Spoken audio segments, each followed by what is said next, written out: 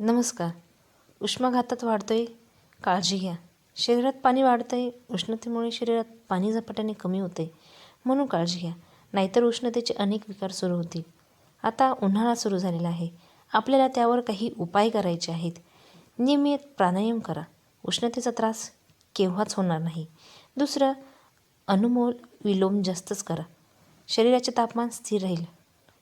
उजवी नाकपुडी बंद करून डावी नाकपुडी जास्त वेळ चालू ठेवा, कारण ती चंद्रनाडी आहे. त्यामुळे शरीरात गारवा तयार होईल. उजव्याच कुशीवर जास्त वेळ झोपा, त्यामुळे डावी नाकपुडी आपोआप जास्त वेळ चालू राहील. 5. हलकाच आहार घ्या. पोट साफ ठेवा. पित्त वाढवू नका. 6. माठातील थंड पाणी अगर कोमट पाणी बसून सावकाश चवीने प्या. घटाघटा पिऊ नका. 7. पेयामध्ये बर्फ वापरू नका. बर्फ गरम आहे. 8. आवळा, कोकम, लिंबू, मठ्ठा, ताक इत्यादी सरबत जरुरी घ्या. 9. सकाळी उठल्यावर लगेच 1 ते 2 ग्लास कोमट पाणी प्या. 10.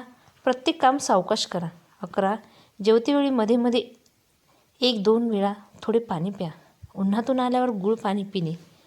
13. खडीसाखर सोबत ठेवून थोडी थोडी खाणे. 14.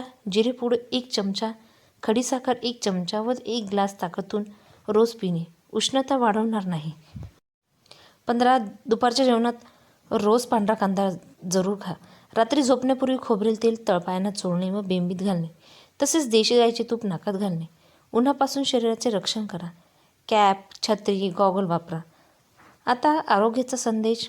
पाणी प्यावे आवडीने, आजार पळवावा सवडीने. उन्हाळ्यात तब्येतीला सांभाळा.